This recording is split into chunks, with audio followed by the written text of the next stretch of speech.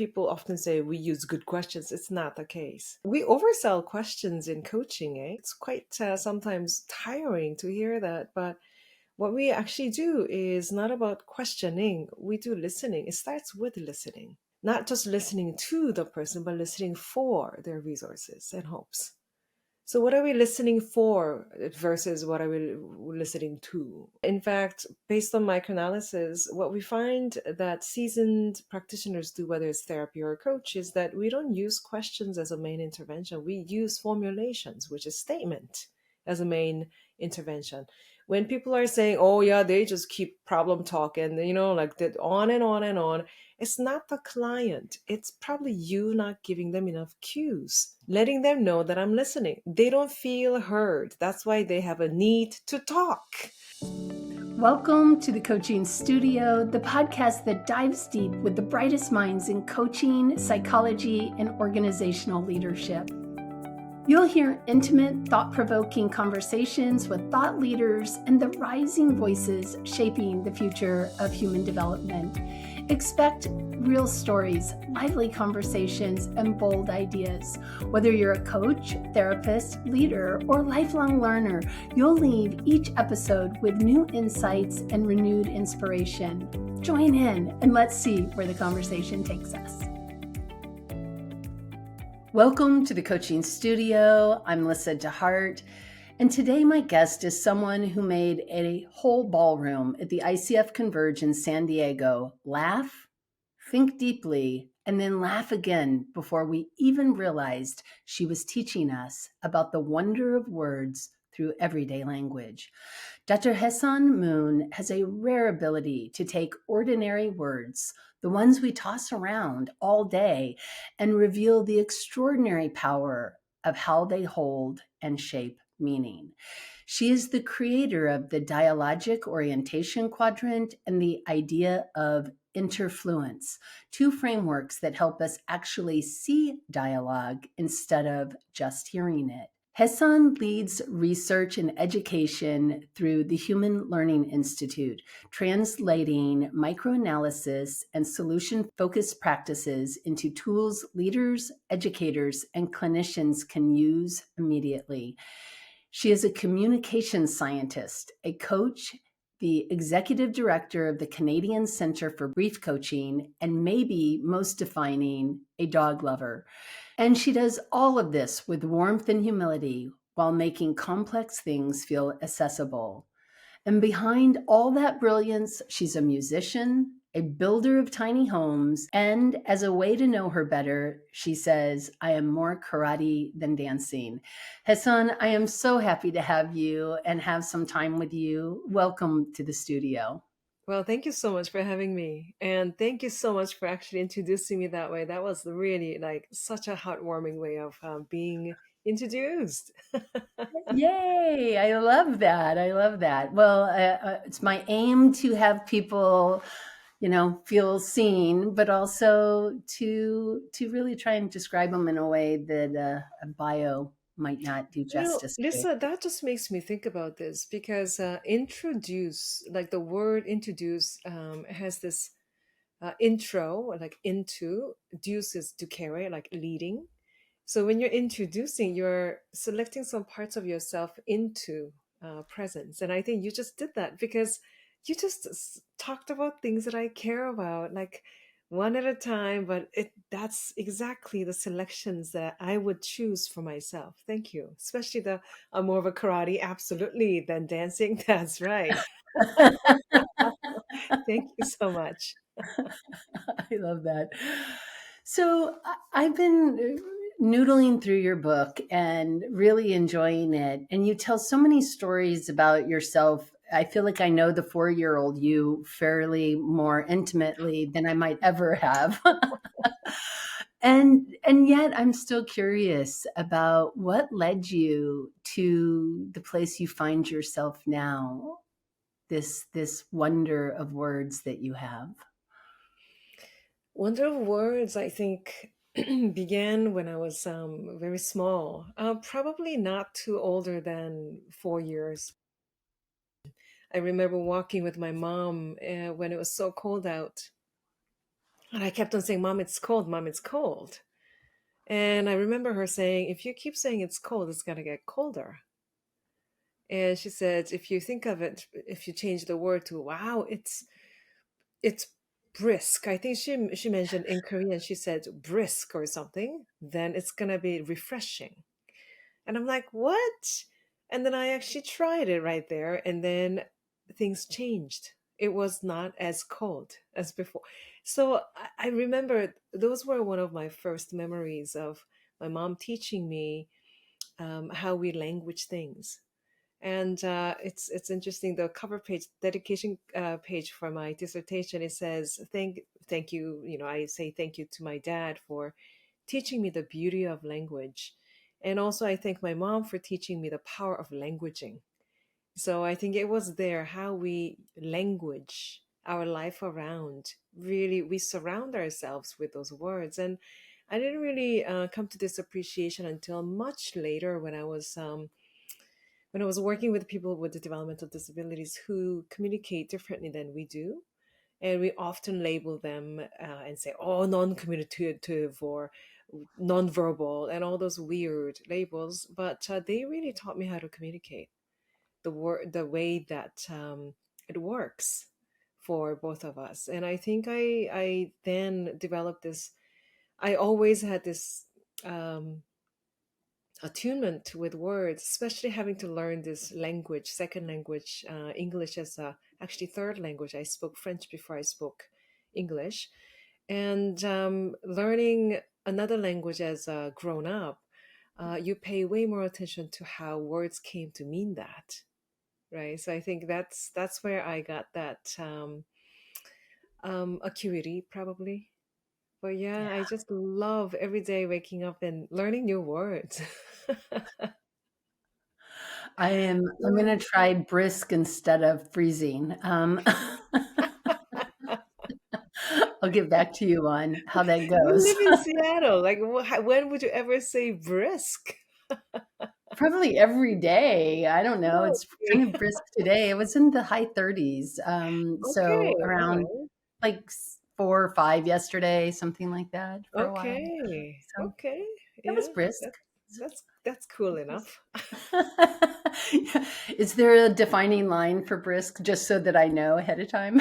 Well, it's a different context. I'm a Canadian, so I mean we like it's minus 30 degrees out, and your like nose hair is freezing. We don't call it. That's way more than brisk. Yeah, so you call it brisk. It's brisk out, and take your jacket. Yeah, I'm gonna and negative 30 degrees. I'm gonna have to say I'm gonna have trouble with brisk, I believe.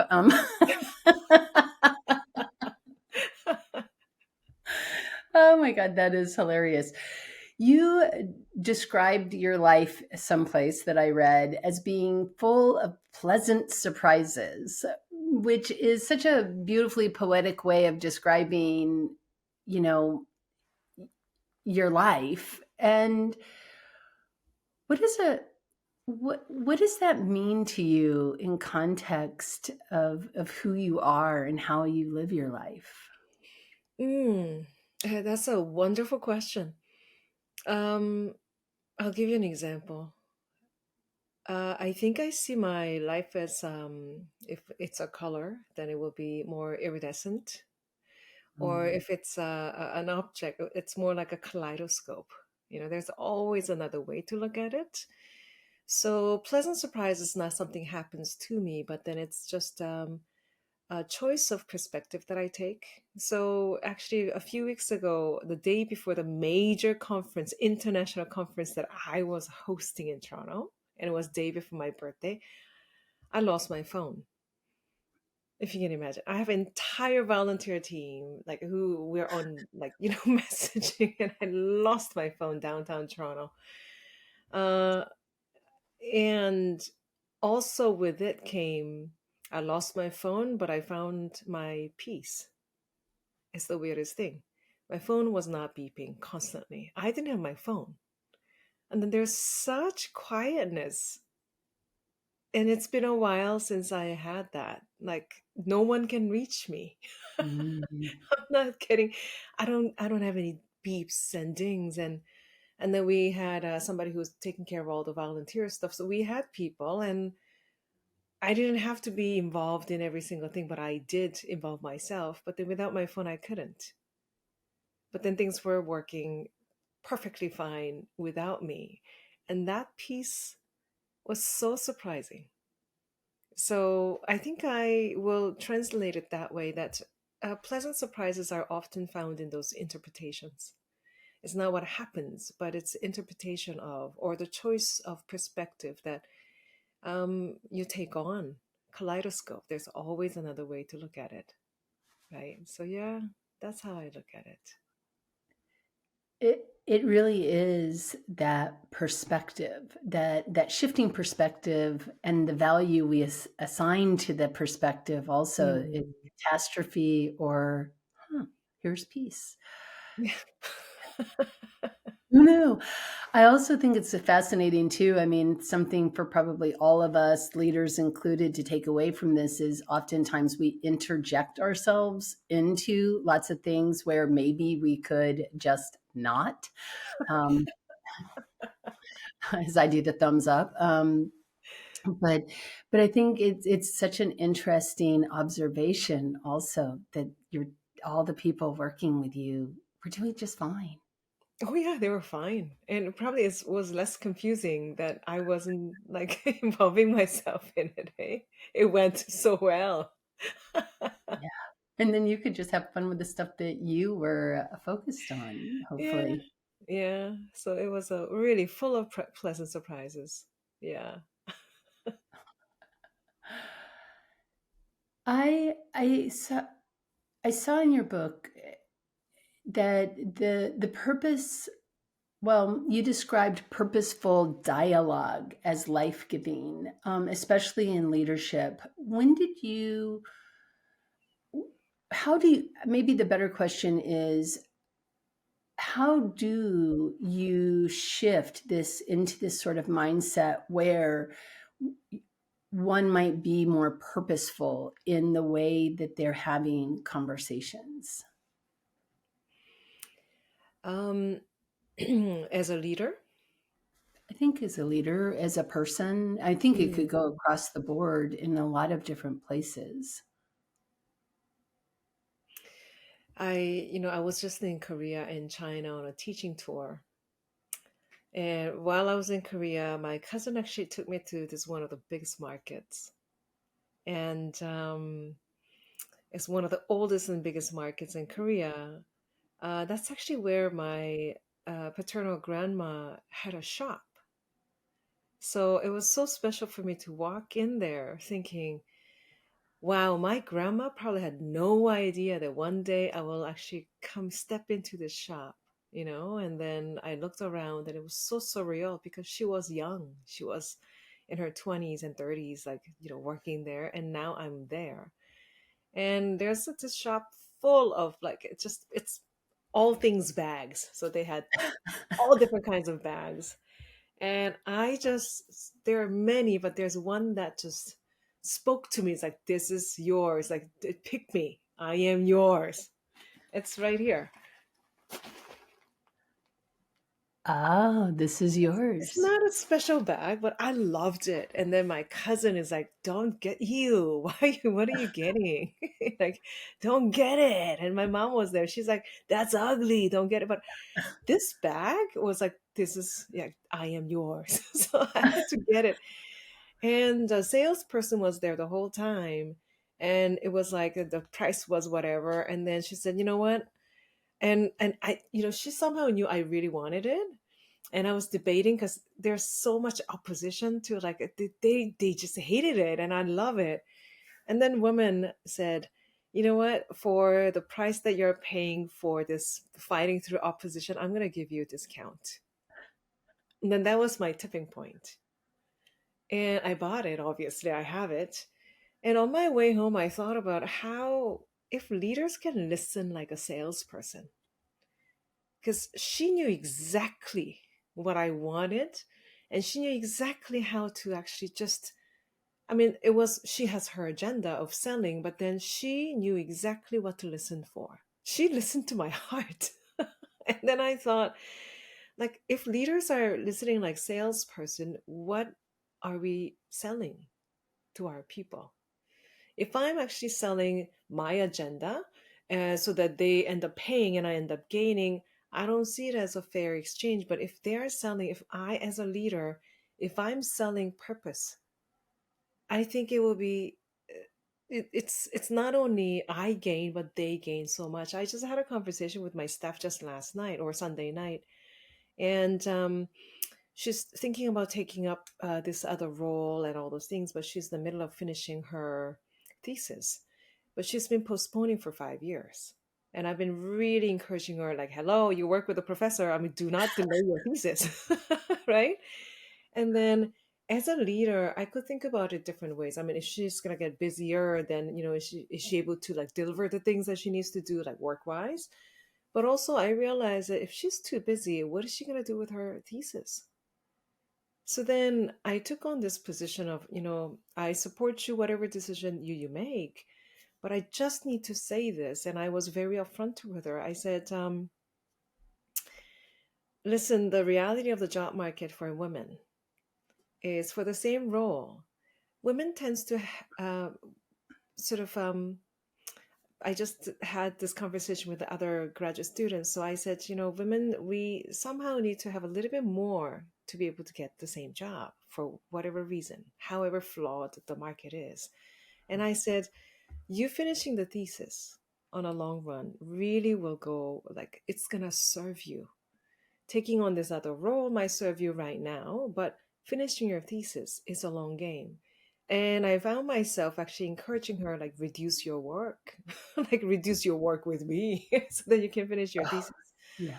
And I realized that that's speaking from purpose that serves both of us because I want to see her succeed. I don't want to just use her and then like 2 years down the road you're on your own versus I want her to if I take it as my job to support people in their personal development, right? So then if I approach it like that, then there's such trust. So can we listen as like a salesperson and listen to their heart? But what are we selling? I think we're really selling the purpose, the shared purpose that I want you to be well. I'm here to really serve. So I think that's my take on it. Yeah. It's so interesting. One of the things that my husband has often said, he's been like the director of sales in a couple different organizations. And he's always said sales is helping a friend solve a problem. Mhm. And as you're talking, the thing that's really emerging for me is that as leaders, we need to have a greater vision than even just selling whatever it is that we're selling, but that we're really growing people, and the people that work for us are also our consumers, and that we would care for them the way that we might care for Mhm. our customers. Yeah. Yeah. And I think that's, when people talk about vision, it's not vision for me, it's not vision for you, but it's vision of us for others. It's like, what is it that we are doing? And how do we know? What difference is it that whatever we are selling, products, service, whatever, us, what is it that we are doing to make their life better? I think that's purpose right there, right? Even if you're selling batteries, like you can truly find something. And these days a lot of comments that I hear in the job market is, oh, I'm leaving this job to find meaningful work. And I think that's one of the biggest traps that we see, because it's not about finding meaningful work, it's about finding meaning in your work, in your current work.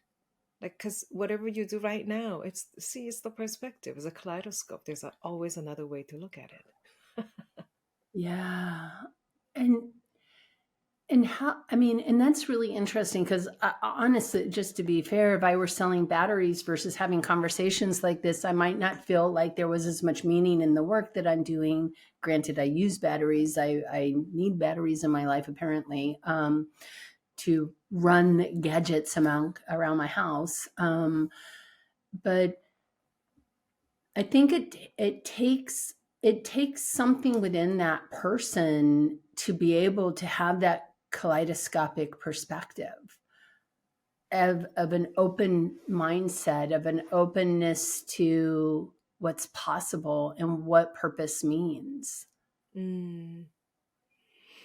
Lisa, it's so funny you say that because November was an interesting month for me. The day after I lost my phone, it was a conference day where we actually had we I have a center, beautiful building downtown, and we're gonna have Canadian party there. So all the conference attendees were coming. Like I'm expecting like 80 people to show up. I loaded my car and I kind of parked temporarily illegally in the hotel parking lot. Started my car and my car died. So I was like, what happened? And it lights blinking, and I had to call like AAA, the reception is bad because I'm in the basement, and it turned out to be battery. and then and I was like, oh my gosh, I have to be there. And party's starting into it's I'm hosting. And we call it CAA here. And then they got there within like 15 minutes, and then the guy checks everything, and he's like, it's your battery." I'm like, "You're kidding me." Oh, what do I do? He's like, "Well, let me see if I have a battery here." And then he's checking his trunk. He's like, "I got one." You wouldn't believe how what that battery meant for me that day. And as Yeah. he was changing, I told him all about it. "You have no idea what this means to me." I told him. Sure, it's just a guy who's changing my battery, but it was more than that. And I think for me, how we share feedback, how we actually do evaluation at work actually does that. Um, Yesterday, I got this feedback from a talk that I did while I was in Korea online, and it was a citywide grand rounds for medical people, geriatric here. And I had laryngitis, if you can imagine. I had to get up in the middle of the night, like 2 o'clock in the morning, my time, and I had to do a talk and laryngitis in the middle of the night. So I struggled through it. Yesterday, I got the feedback. It's the feedback the battery guy got from me. Like it was Mm. so encouraging and loving. And how many times do we get on do we get evaluation and you get teary? And somebody said, "Dr. Moon is exactly what modern medicine needs." And I cried. And ironically, I was sitting at the cardiology clinic with my mom for her checkup. I was sitting in a clinic reading this feedback from geriatric medicine, crying. And I thought, evaluation at workplace should serve this purpose of moving people. Yeah. And when we say evaluate, how many times we feel thoroughly assessed? Like we are not moved by it. Like evaluation does not inspire or motivate people, but why not?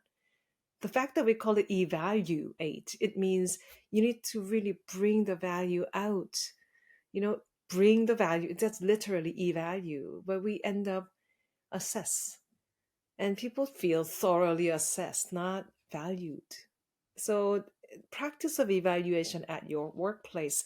Do people feel completely evaluated or do they feel valued? And that's a very important question to ask. And Yeah. I feel like battery is not just a battery if you actually evaluate properly.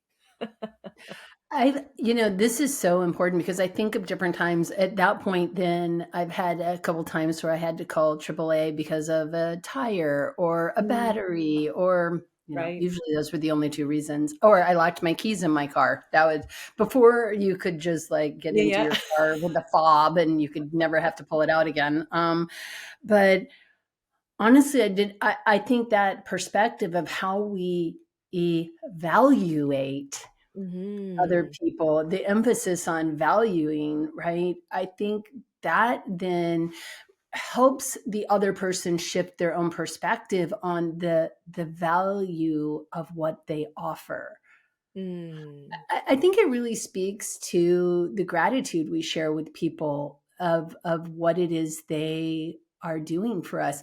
And I Hmm. think we talk about being grateful a lot. I mean, we just had, a day of giving thanks here in the States That's recently. right. And, you know, and and so we find ourselves grateful for all the stuff we have, but not necessarily all the people who do the things that make our lives better. Yeah. And it's interesting. We actually, our Thanksgiving is about 4 weeks before yours because it gets down to -30 here sooner. So, Yes. Well, well, often Thanksgiving dinner, and then how many families actually get together and give thanks to each other? Thanksgiving dinner is one of those sources of like income for therapists, right? So it's like, how many times do we sit down and Thanksgiving dinner is called? And did you give thanks? Not only to God, but each other. Wouldn't that really change things around in your family? Like just go around the room and say just one thing that you really like value about the other person. Sure, you're just arguing yesterday, but still kaleidoscope. There's another way to look at the person, especially family members that we think that we know. And once we think that we know them, we stop being curious. But what is it what is your husband becoming? What is your husband learning that you're curious about? What is new with him that you would like to find out about? Once you stop being curious, the relationship doesn't grow because you are growing. Let's say you go to like different conferences, you come back with some things, and I'm sure he might be curious about some things. Maybe he doesn't care. I don't know what it is, but we have this curiosity going for our family members. Like yeah. your kid that you change your like his diaper for. Like I remember changing his diaper, but my nephew, but he's going to school in 2025. I haven't done that. And then when he comes home, am I curious about what he's learning? Mm. And especially children, parents think that they know them. They don't know. What is it like to be a teenager in 2025? And especially not only internet and all those things, but look at the news. Like a 15-year-old right now spent pretty much like 1/3 of their life in pandemic. Also 1/3 of their life in the news of wars. And their life is different than mine because I didn't spend my life that way. So what am I curious about? We make so many assumptions. I was just reading some interesting research on just how, and it kind of goes back to, there was a study done with people that had neurodiversity and Asperger's was, or um, autism. They were on the spectrum somewhere, and they were talking about how we predict what other things mean to other people, like, Right. and how predictive we are, and that we're not very good at reading people who are not just basically like us. Like, we're very good at reading people maybe who grew up in the same place we grew up, with the same Mm, orientations about whether it's philosophy, religion, politics, it doesn't matter. If we're really similar on a lot of levels, we're much better at predicting what things mean. But if there's any sort of difference, or they show up with a different, like, a smile doesn't necessarily mean happy for every single person or in every right. single situation. And so these assumptions and predictions that we're constantly making of other people are Mm, often very misaligned with reality. And I think, to your point, how do we be curious with people versus assume based on my personal biases, beliefs, experiences, etc., that I am intuiting what you mean? mm-hmm. Mm-hmm. Especially, Lisa, when you like study metaphors like you do, metaphors is where people intuit within their own frame and kind of fail to listen really to the other person's life logic, right? Yeah, love that. Life logic. Stealing it, just so you know, I'm saying it in front of everybody. Life logic, stealing. I'll attribute, but I'm still stealing. And it's the word logic is the word that's in dialogue. So what does it mean that when we are becoming dialogic? And dia meaning through or thorough, and logic coming from logos. And that's why I care about words, because there's words and logic. We make sense of our experience through words, many of us, some people images, some people without those capacities in many different ways. But then what we know is our limit. So as you say, we make sense of it in the way that we know it, but then when it's outside of our logic, we kind of assume, or we kind of don't know what to do with it, and we label them. So yeah, absolutely, that happens. And it's so interesting too, in that study that I was referencing, they found that actually neuronormative people are not very good at deciphering behaviors of people who are different than them. People that actually are on the spectrum are they're not that much better, but they're a little better because they have to read so many different people that they can at times be actually better at assessing for what it means.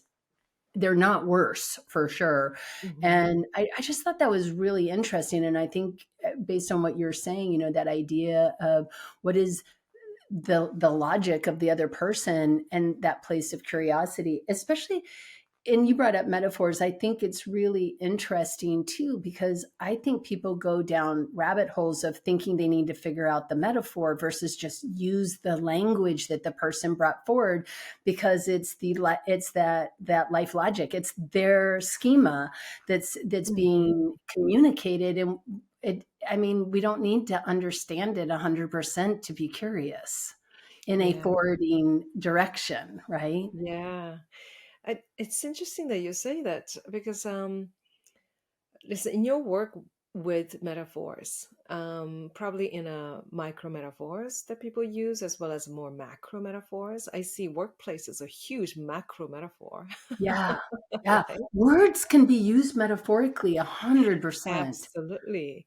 Yeah. What do you find that to be a really one of those pitfalls that people usually like fall for, like in terms of metaphors, especially in maybe coaching or leadership? I think they're under the assumption they need to do a lot more work bringing metaphors rather than listening for Mm. them. People really love metaphors, so Oh, they get super excited about bringing the metaphor. So, oh, as soon as you're talking about this, I want to tell you, like, it's like, I don't know, it's like a forest of trees deeply rooted. And you're like, yeah, it means nothing to me, right? But yes. I love it. and so I think it's that desire to participate by bringing our Just own participate. schema into the conversation versus being curious or just going with the flow of the languaging that the person that Mm. we're working with has brought in, because their brain's already lit up for that. I Right, mean, right. the structures in the brain that light up for things like texture or sound Mm. or a vision of something. I mean, the metaphors are very connected to the different structures in the brain. Yeah. So we can take somebody completely out of their thought flow by interjecting our own experience of their Mm. experience.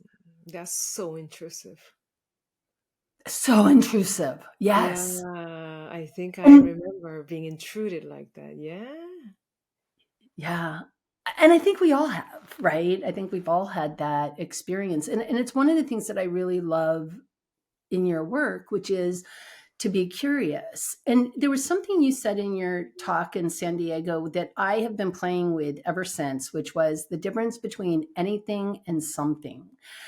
And you were talking about doctors and the doctors who asked just a simple shift of words. Could you talk a little bit about that Mm. because I think this is so important when we're asking people, is there anything else or is there something else? Just how that impacts the listener and what ends up Mm. happening as a result of it.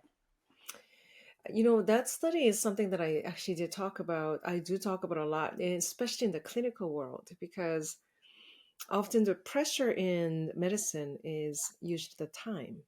Yeah, So let's get done. people are like, yeah, it's like, okay, come on, like, and so in fact, some doctors are afraid of asking for more information because then it's like, okay, I gotta be, okay, next patient. So they usually just, it's shorter the better, usually. Um, so I usually talk about this, what it means to have quality of interaction. It's not about quantity. It's how do we increase quality without necessarily increase quantity of the duration.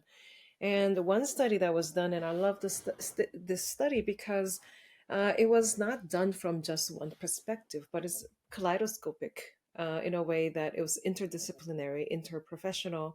So we had a lead researcher was sociolinguist John Heritage, and then we have somebody who's in communications and all those things as well as medicine. So it's interdisciplinary. That was done in, I believe that was in Philadelphia. And really, this particular study was designed so that when you walk into a doctor's room, you fill out this regular questionnaire. What are you here to talk about? And then you go see a doctor, come out and say, and fill out the same questionnaire. Out of all the things that you wanted to talk about, what did you actually get to talk about and not get to talk about? Things that you don't get to talk about, but you wanted to talk about is called unmet needs. And especially in the US, one of the leading causes of healthcare costs like skyrocketing is exactly unmet needs of the patients. By the time they have to come back for that unmet needs, either symptoms are worse. And so all this cost of healthcare goes skyrocketing because it's not talked about. So it was specifically around how do we reduce that unmet needs. And they had tons of different experiments, and this one was done interprofessionally, specifically instructing physicians when they sit down with their patients to end their session with, or towards the end, they will say one of these two things. Is there anything else you would like to talk about? Or is there something else you would like to talk about? And as some people might hear, the difference is anything or something. It's a half a word, actually. It's not even a full word. Right. And it's half a word. And I'm mesmerized how researchers came up with this design to begin with. And this half a word would either reduce the unmet needs or not, because they had a control group as well. And what gets fascinating is one group, it was able to reduce unmet needs, meaning the patients were more likely to say more about their symptoms. Now, by how much was what surprised everybody. It wasn't 20%. I mean, even 20% would be actually called significant in the statistics, clinical statistics. It wasn't 50%, it wasn't 70, it was 78% of reduction. It's Wow. unheard of. 78% reduction of unmet needs. But then, for one of the immediate things that clinicians say, but we don't have time to listen for another thing. And that research addresses that, as well as the subsequent research. The research is called "Can a half a word reduce patients' unmet needs?" or something. They have three different publications out of this one study. But if you just like put it in Google or something, unmet needs, I'll link it. heritage or something, it will be there. I'll link And it it's, in the yeah, show yeah, notes. there will be a link. That's perfect. So it's incredibly well designed, and 78%. And what it shows is that there's no increase of the duration. So come on. Which is well, and that is so interesting because I think about even in coaching where or in therapy where I mean again, we're like whether it's a 50-minute session or a 30-minute session, you're coming to the close and you're like tick tock, right? I mean, you're Uh-huh.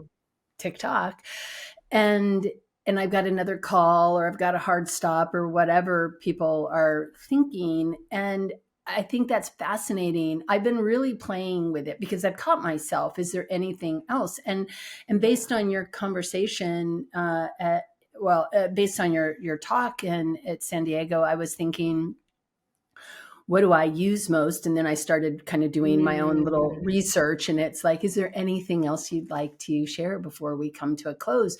But I've already primed the come to a close part. So is there something else that needs to be named as we come to a close would work just as well. But if it opens up that sense of if I had something else, I could add it here. It doesn't mean we have to even mhm, talk about it other than to just even naming it into the space.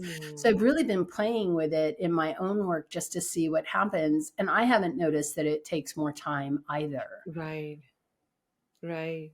And sometimes I simply ask, it's not only about any or some, but usually close my session with, so what might be a really good way to wrap up the session for you? That's a beautiful way of doing it, And also. usually they have great ideas, Yeah. right? So it doesn't take up any more time. But it really leaves it very like inviting to the person to like be able to say, I think that was just, yeah, as it was great. Or they might say, if I can actually add just maybe a couple more things, it doesn't add any more time. Right. Yeah, and that's the study that I often talk about in a clinical setting, because we don't have to buy another equipment. We're talking about simply switching out half a word to reduce 78% of unmet needs. That's crazy. Well, and then of course, given the fact that what you said earlier, the cost of healthcare, the rising cost of healthcare is often from unmet needs. If we could Hmm. 78%, I wonder what that ends up being ROI for healthcare, because you're getting to things before they become problematic, fingers crossed, because the Hmm. person mentions, oh, by the Hmm. way, I have this weird mole on my shoulder, or whatever. Right. Um, Yeah, yeah. exactly. Yeah, it's like cost of health uncare is actually greater than health care. So can we listen to like the language of care? Excuse the quick interruption, but I wanted to make sure you knew about my monthly coaches Q&A. Join us on the third Monday of every month. We talk about all things coaching. We have coaching demos, we discuss the competencies. Really, no coaching topic is off limits. And we have an added networking event at the end of every session. So come find your people and be a part of this community. I want to see you there. And on that note, let's get back to our regularly scheduled programming. Yeah, fascinating. You talk about, you created the Dialogic Orientation Quadrant, and I'll put a picture of it up. But I would love for you, especially as coaches and therapists and leaders who are listening to this podcast, to kind of have a sense of these quadrants and how our conversations, either what direction these sorts of words lead us into. Yeah, this is developed as a research framework, and I am very happy that it's taken up by so many people in the world, researchers and practitioners and clinicians and so on. And it came out of my PhD research while I was looking at lots of conversations using microanalysis. So, microanalysis is a tool that you look at truly frame by frame. So, when we watch a video, those frame that we talk about, we look at each frame. So, when you're looking at eye gaze window, you're exactly right. So, each frame, when you are about to look at somebody, there are like 7 frames coming back to look at the person. That's how detailed we study it. And out of that, I was thinking there better be a easier, practical, applicable way to use this tool, this amazing tool. It was life changing for me to learn that, but then it wasn't practical. It's fascinating, but how do we use it? So I remember when I was teaching in China, I was talking about solution focused coaching, and it was during the break. So I don't speak Chinese. I'm Korean. My Korean is not as good as like my English, so I couldn't speak Chinese, and then he didn't speak English. So we are like, okay, what do we do? And the translator went to the bathroom, so we're like trying to connect. And he's like, so what is it? And he spoke little English for my sake. And I said, it's kind of like this. And I started to draw something on the board. And I said, clients tell you something in the past, and he knew the word past. It's like, yeah, yeah, yeah.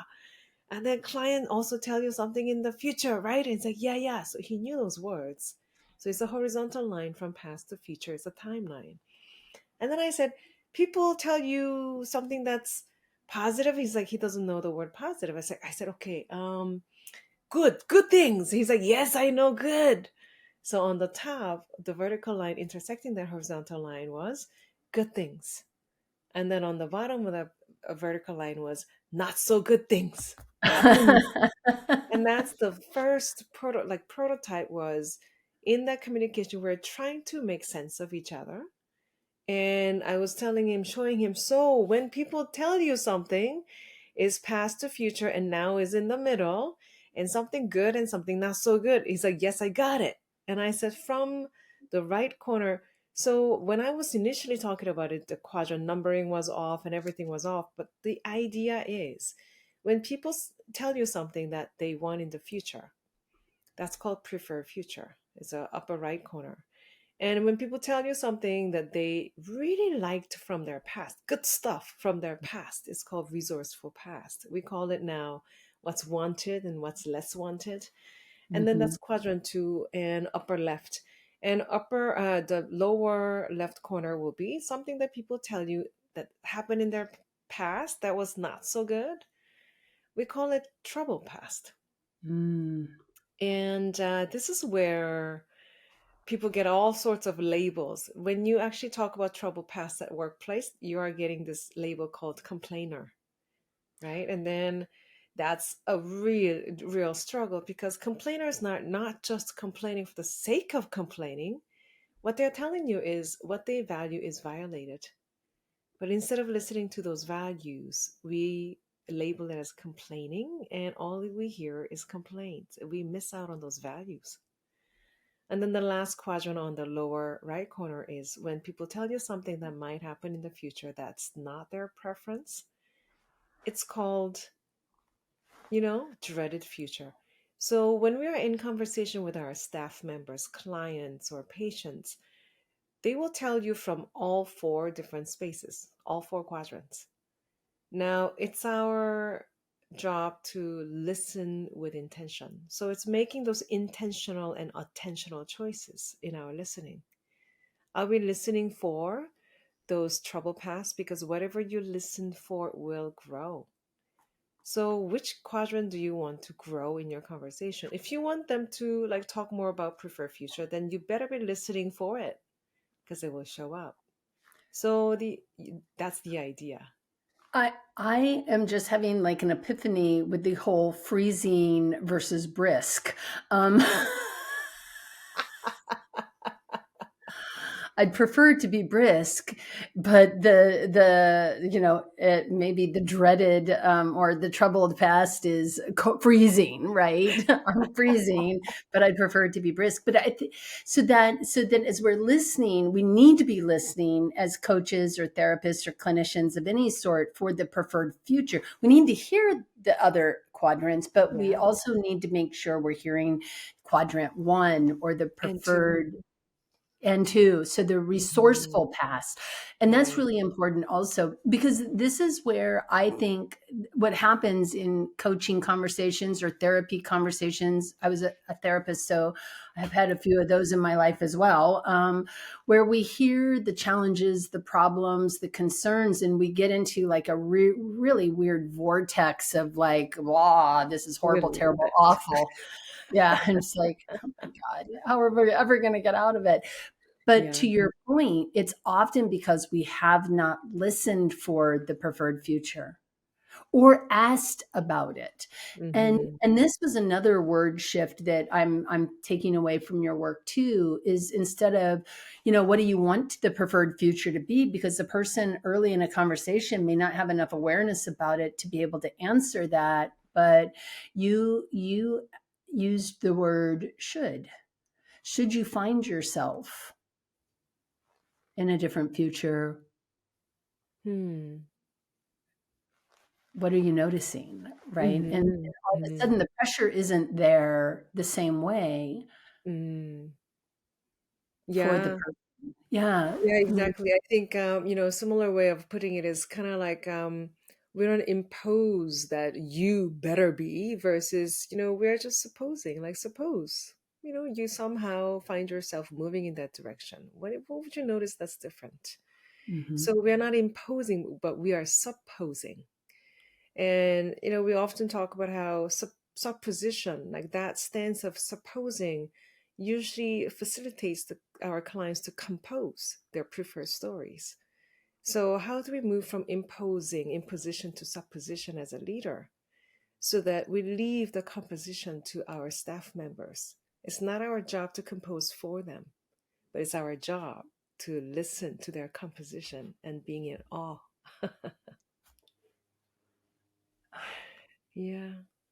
It's really interesting. I'll definitely make sure that the quadrants are in the video so people can see this as Oh, I you're can send talking you the about it. graphic if you don't have it. I have a graphic of it, but yeah, please send me one. Yours is probably better than the one that I found. But I just thought it was such an interesting theory that you created, to make sense of what it is that we want to be paying attention to, listening for, so that we can start to find that space from where people feel like they are. Maybe they're not even Mhm. there, they're just in that kind of troubled past, and towards what they want to be moving towards. And then the different other places where people can be resourced or stuck, Mhm. so that we can continue to ask questions. I've always said this, and I'll be curious what you think of it, but I've always in the last few years, I've said this, which is I think all questions are leading, and some questions lead the person to answers only they have versus answers we think they should have. And I get Hmm. participants in my programs or students who come in and they say, how do you get people to stop just like talking and talking and talking, and just they're always problem oriented, and they won't get out of the weeds, basically. And my theory is you've got to look at your questions, because your questions are leading them there. And I wonder how that idea fits with your quadrant to some degree, as to what we, as whether it's therapists, clinicians, or coaches, are listening for, and how what we're listening for then forms the curiosity that we offer to Mm. the person. Uh, it's actually incredibly accurate to what you say, based on the research that I do. That often, what is good leadership? What is good coach? People often say we use good questions. It's not the case. It's not about we oversell questions in coaching. It's quite sometimes tiring to hear that, but what we actually do is not about questioning. We do listening. It starts with listening, not just listening to the person, but listening for their resources and hopes. So, what are we listening for versus what are we listening to? And in fact, based on microanalysis, what we find that seasoned practitioners do, whether it's therapy or coach, is that we don't use questions as a main intervention. We use formulations, which is statement, as a main intervention. When people are saying, "Oh yeah, they just keep problem talking," like that, on and on and on, it's not the client. It's probably you not giving them enough cues, letting them know that I'm listening. They don't feel heard. That's why they have a need to talk. And when you look at Sarah Healing, Janet Bavalas, and their study, it will show you that, well, two things. One of their quotations says, all questions are loaded with assumptions. So, as you say, leading, absolutely. They are, every single question is loaded. There's not a single neutral question. I often challenge people, give me a neutral question. And they're like, oh, how's the weather? Yeah, sure. Ask me that on minus 30 degrees outside. Or, what's your name? Yeah, ask me that again. Because, my name is not neutral. Like, what is a neutral name anyway?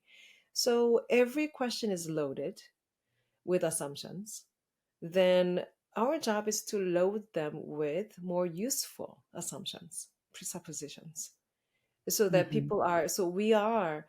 Second part of that, that those researchers, their work is showing is, the reason why DOQ, Dialogic Orientation Quadrant, is developed as a research protocol is because you can see the movement in their conversations.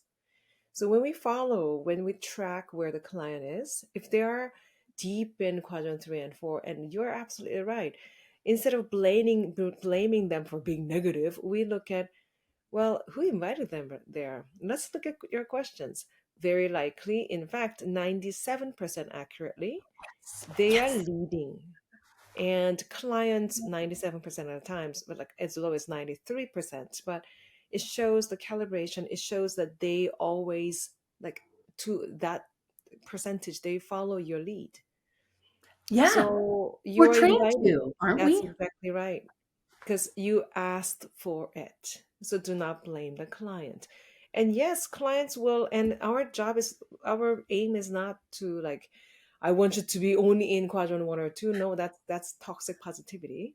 It's Right. forced positivity. It doesn't work. But what do you do with information in the bottom quadrant? Well, we gotta acknowledge. Otherwise, you will have clients keep telling you that because you Mm-hmm. didn't hear it. So, how do we acknowledge the bottom quadrants? Usually it shows up as a statement, not a question. Somebody I'm is saying hearing that. how difficult it has been. You simply acknowledge by saying, it sounds really difficult. That's acknowledgement statement. We don't ask more for it. So, what happened? Why do That you will be, feel that way? why do you feel that way? How That will does be anxiety feel to you, exactly. Haesun? So that's exploring. We don't do that. That's intrusive. So instead of that kind of questions, our leading question would be, it sounds really difficult.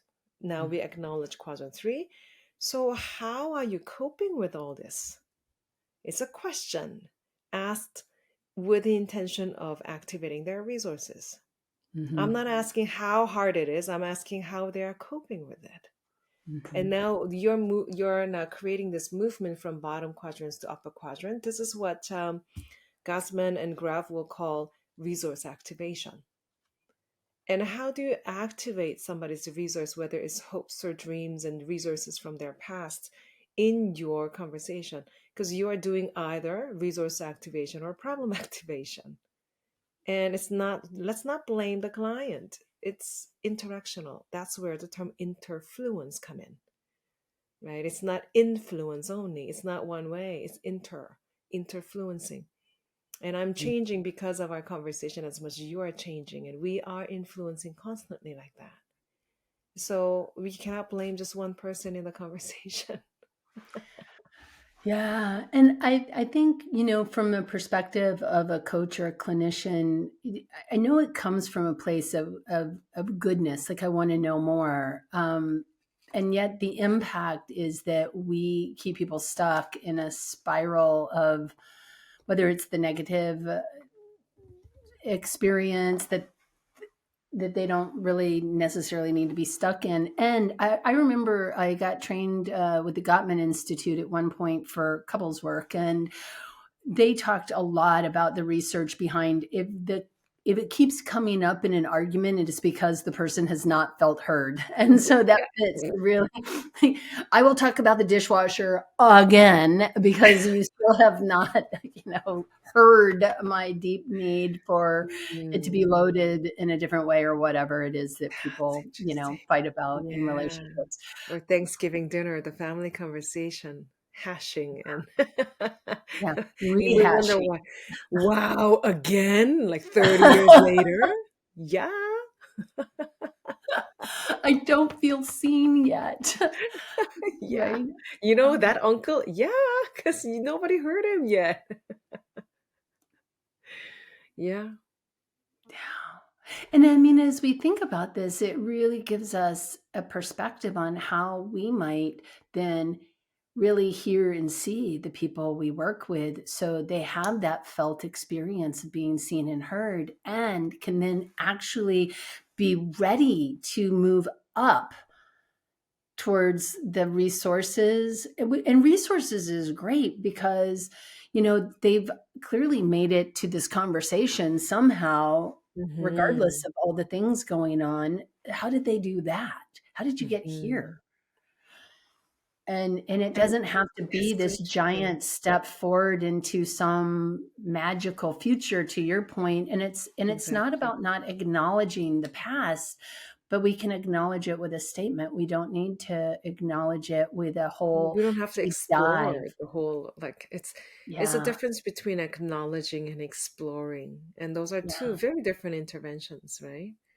And I hugely. love how you say this resource in a way that it's called resource because you can resource from it over and over and over again. The stories, the metaphors that comes from your past experiences, full of source of your energy, love, passion, all of that you can resource. So I love that word. It's a beautiful word. It I'm is. I'm definitely looking at words differently as a result of having read your book, and seen your presentation, and just being more mindful of how words are used, Mm, you know, and my own assumptions of them, and just being even curious about that, like the assumption mm, of knowing, and being more in a place of playing with them, right? But not mhm. assuming a whole lot of attachment to them, and in one particular, it means this particular thing or that particular thing, but the nuance of how things are used. People sometimes ask me, and I'd be curious what your experience with this is. They'll be like, well, how do you know what the metaphor means? And I say it doesn't really matter if I know exactly what the metaphor means. What matters is that it showed up, and the context of the story often explains whether. I had used the example of a full plate at one point, and somebody's Mm, like, but maybe a full plate is a good thing. Maybe it's not an overwhelm. And I said, absolutely. But the context of the story will tell you that. Like, yeah. I was at a party and I feel like I have such a full plate. My cup overfloweth. That's a really positive thing. Or, I have so many things on my plate. I'm Mhm. so, I don't know what to do next. I was being so mindful about what I put on my plate. And now it's just, there's too much there.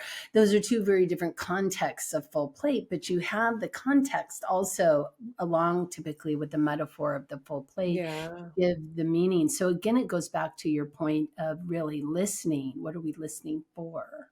And how to respectfully engage their metaphors. Mm-hmm. Right. And I remember this one client who kept on saying, "Oh, I just need to regroup. I need to regroup."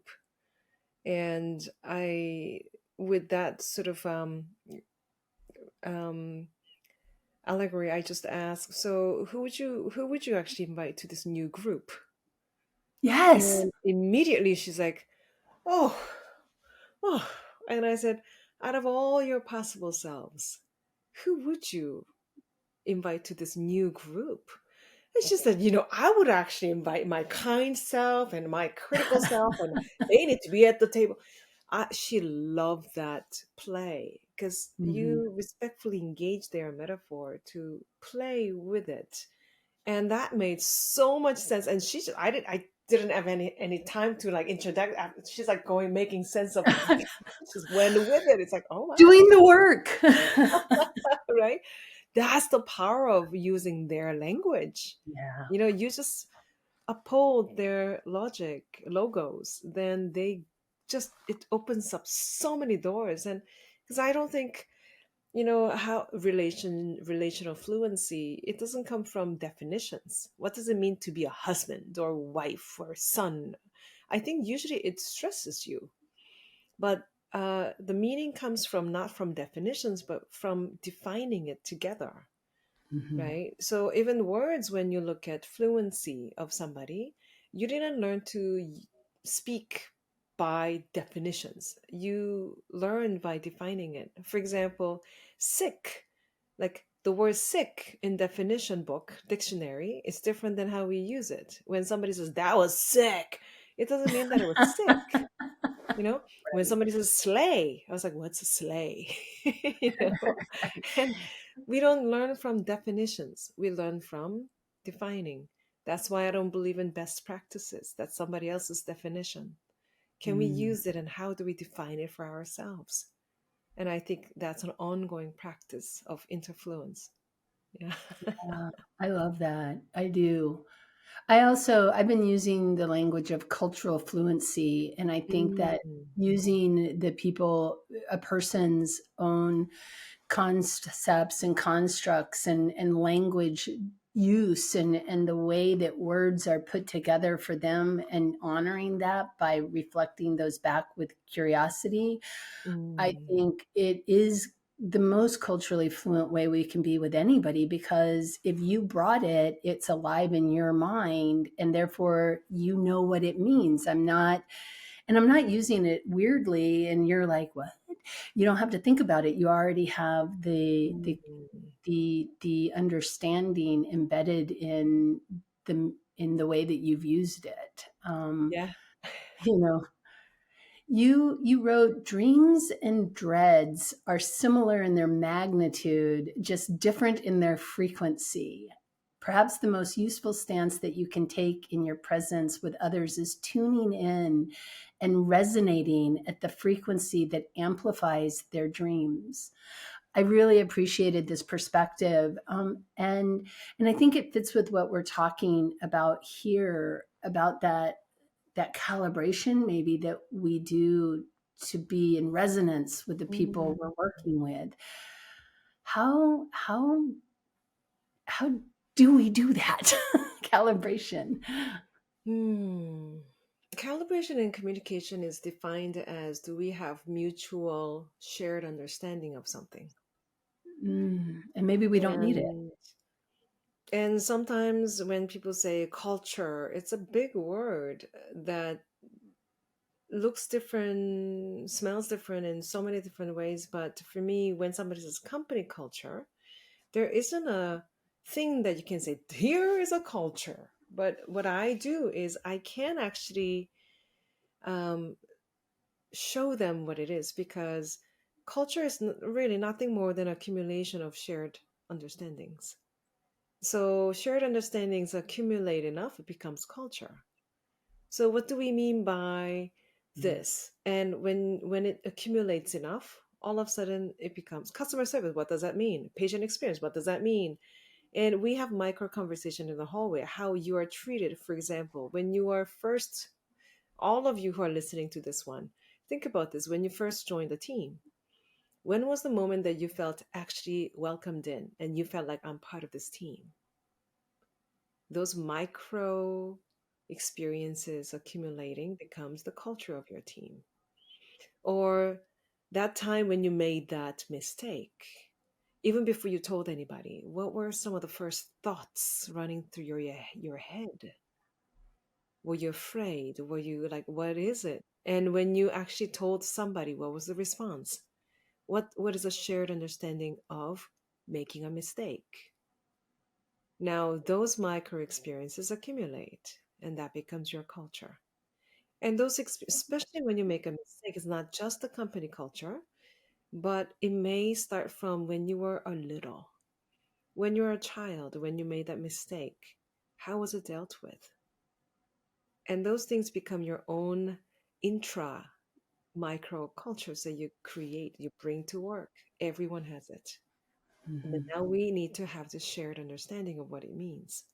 So that's an example that I can give you, right? So when I hear things like that culture, um, how do we do that? Is having that shared understanding is really a moment by moment practice. So for me, it's pretty simple. I preserve what the other person says in the direction of what they want, their hopes and dreams. If I work with my team, it's super important for us to check in and say, do we have shared understanding? And it's a moment by moment accumulation of those micro understandings that we check in. That's calibration. Without that, it will be very difficult to tune in. So we tune out. How many Yeah, people in your workplace has headphones in because they want to tune you out? Right? Yeah. yeah, An example of that is, if you are listening for what other people care about, that will create a very different workplace within next 4 weeks. I guarantee. Start listening for what each other cares about, and amplify it by just saying it. In 4 weeks, your workplace is 4 weeks away from transforming. that's brilliant. Yeah. I love that. All right. Well, I have one final question. It's a bit of a it's something that I do at the end of every show is I take a question from a prior guest and I share it with the next person who they didn't know who they would be asking this question of. And you won't know who is asking you the question, but the question is this for you, that's been left for you. What is it that you uniquely do that the world needs? Wow.